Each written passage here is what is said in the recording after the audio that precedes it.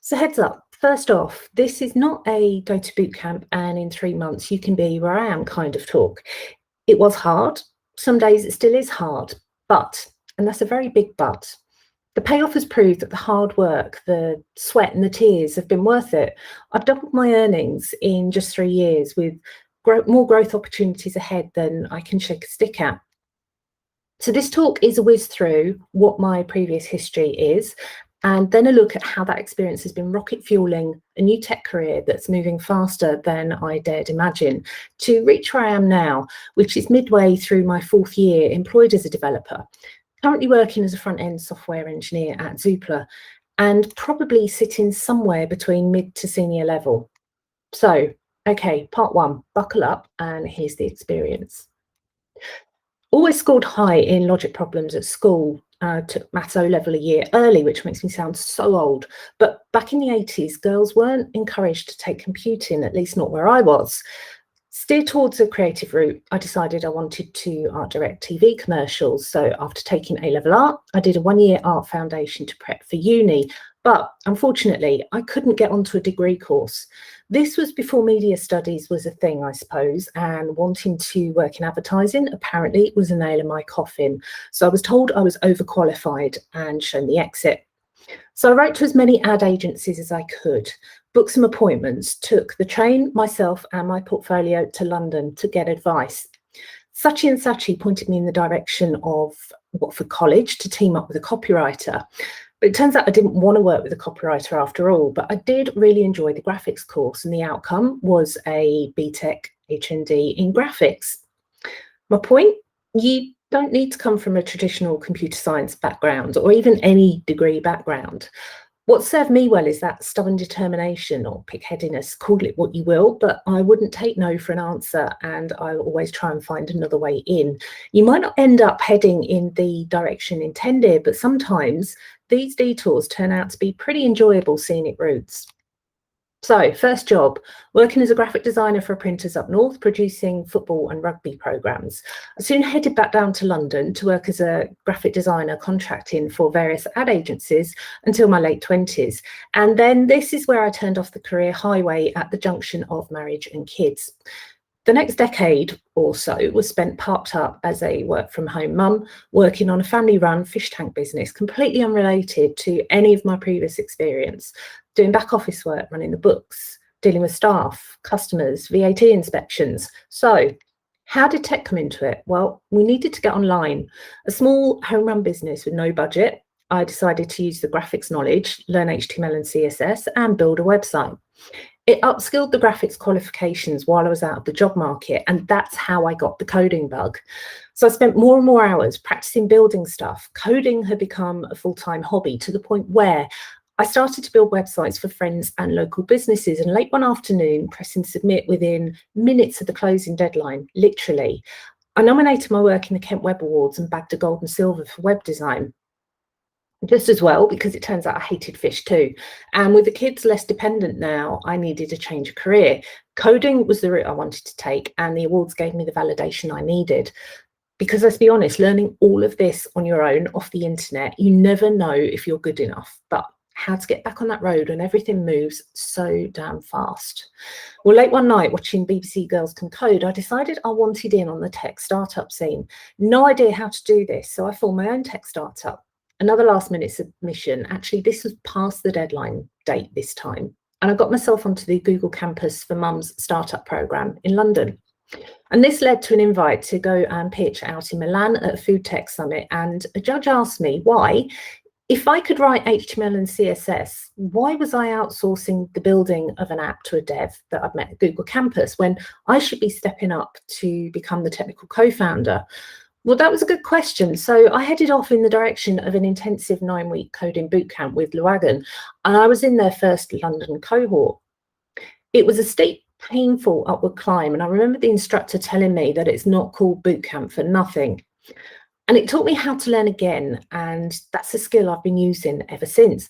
I often still feel that burn of the climb even now. Tech moves at an incredible speed, so the learning never stops.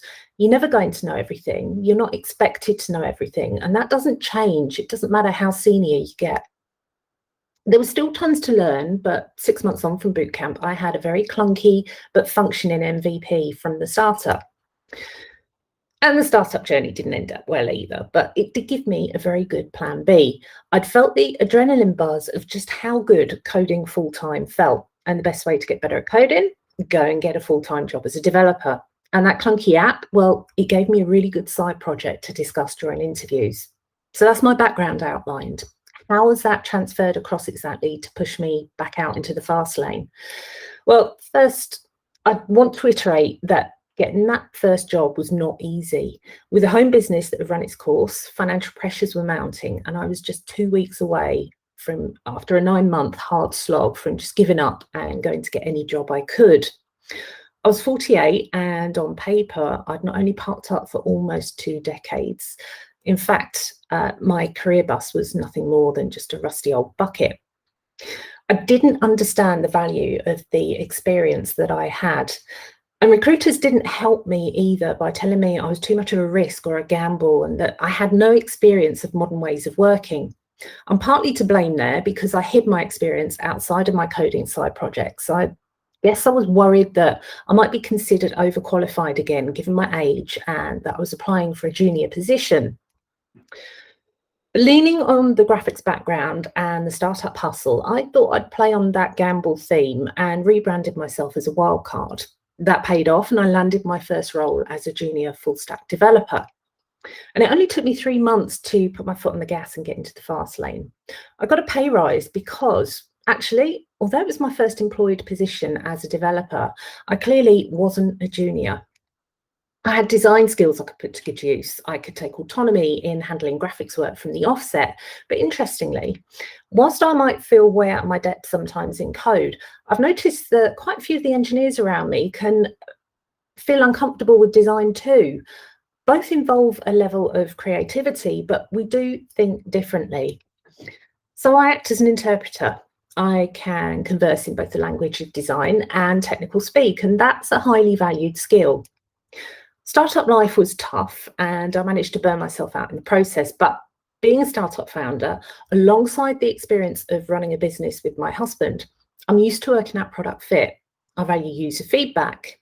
I keep an eye on the competition and I can embrace when it's time to make a pivot. So I'm used to the hustle of selling the vision, of having to tell a story to get buy-in to that vision. No different really to the skills you learn through relationships with your partner or even friends. You know, we all subtly sow the seed of an idea and then let them think that it was their idea in the first place. Or as a parent, persuading your kids to get up and out the door on time because there might be a Happy Meal or something at the end of it if they do. Okay, that's maybe bribery, so not a good example. But as the kids have got older, I've learned patience, to think before responding, to listen rather than shout. And it's been a lesson well learned too, particularly if an outcome isn't what I wanted, or if I don't agree with the direction the team's moving in, then I can sit back, rationalize, and reframe an idea to negotiate, and then come and put a stronger case forward so I can find my voice. And public speaking was a big part of startup life, constantly having to hone that pitch. And it was also an included requirement of contract for my first developer role. I was expected to blog and speak about my progress, and I'm glad I was pushed to do that because it boosts confidence and it gives visibility, which is really important if you want to progress. And it can help cement your learnings, especially if you're presenting that back to your team. And then if you can turn that into workshops or start mentoring your colleagues to share those learnings, then that's even better. But this doesn't stop imposter syndrome. I quite often feel like a beginner again on a new project, and I'm pretty sure I'm going to feel like a beginner again when I start to prep for the next interview, even if that's for internal progression to the next step up.